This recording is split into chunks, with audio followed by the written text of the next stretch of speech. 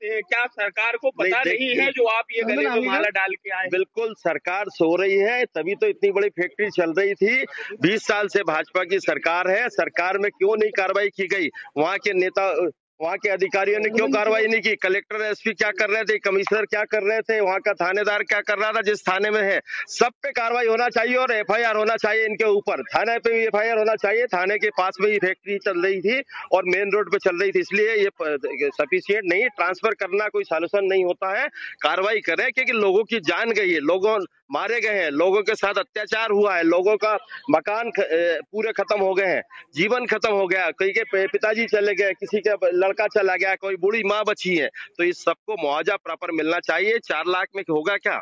लोगों का जीवन नहीं निकल पाएगा। कमलनाथ जी ने कहा था आज इस मुद्दे को उठाएंगे, लेकिन आपकी बात पर कहा जाए कि आप जो मुआवजे की बात कर रहे हैं, क्या मुआवजे से मामला सलट जाएगा, या फिर यूं कहें कि आपने भी तो पहले से नहीं उठाया इस मामले को? आप तो विपक्ष में थे, अभी आप वर्तमान में विधायक बने हैं, लेकिन सरकार कह रही है कि कांग्रेस यानी जो विपक्ष है इस पर राजनीति कर रहा है। देखिए, राजनीति तो हमने नहीं की, राजनीति तो कमल पटेल ने शुरू की। हमने तो कोई किसी पे आरोप नहीं लगाया था। राजनीति तो कल कमल पटेल ने आरोप लगाकर हम पे राजनीति की है। जब सत्ताधारी दल का आदमी, सत्ताधारी दल का मंत्री कह रहा है कि विपक्ष के संरक्षण में चल रहा है, हो सकता है क्या ये?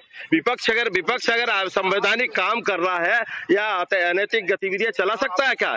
सत्ता पक्ष चलाता है और सत्ता पक्ष का कमल पटेल इन्वॉल्व था। अपनी बचत के लिए हम लोग को आरोप लगाया, आज इसलिए हमको ये सब चीजें करना पड़ रहा है। आज स्थगन है, बिल्कुल हम लोग लड़ेंगे और सरकार से मांग करेंगे। उमंग सिंगार जी ने आरोप लगाया था कल कि बीजेपी के कुछ मंत्री और कुछ बड़े नेताओं का संरक्षण है, उसमें पैसा भी उनका लगा है। कोई, आप तो वहां के हैं, आपको तो पता होगा। बिल्कुल बगैर संरक्षण के चल सकता है क्या? आप बताइए, सत्ताधारी नेता या मंत्री के बगैर संरक्षण के कोई काम हो सकता है क्या? वहाँ हरदा में खुला जुआ सट्टा बिक रहा है, शराब बिक रही है, किराने की दुकानों पे शराब मिल रही है, इस तरह की पूरी गतिविधियां हो रही है। और 2 महीने से मैं विधायक बना हूं, तब से मैं चिल्ला रहा हूं। मैंने गांधी जी के सामने धरना भी दिया, वहाँ सब चीजें करना है। इसके बाद भी वहाँ जू नहीं रेंग रही थी और ये इतनी बड़ी घटना हो गई है। इसके लिए मैंने पहले भी गांधी जी के सामने धरना भी दिया था कि इनको सद्बुद्धि दे, अधिकारियों को सद्बुद्धि दे, भाजपा के नेताओं को सद्बुद्धि दे, ये गतिविधियां, अनैतिक गतिविधियां बंद हो, पर नहीं हो रही थी। अभी सट्टा जुआ भी बड़ा खुल के चल रहा है वहाँ, खुला, और दारू भी बिक रही खुली, और ये घटना, ये फैक्ट्री खुली चल रही थी, ये देख लो, ये घटना हो गई आपके सामने।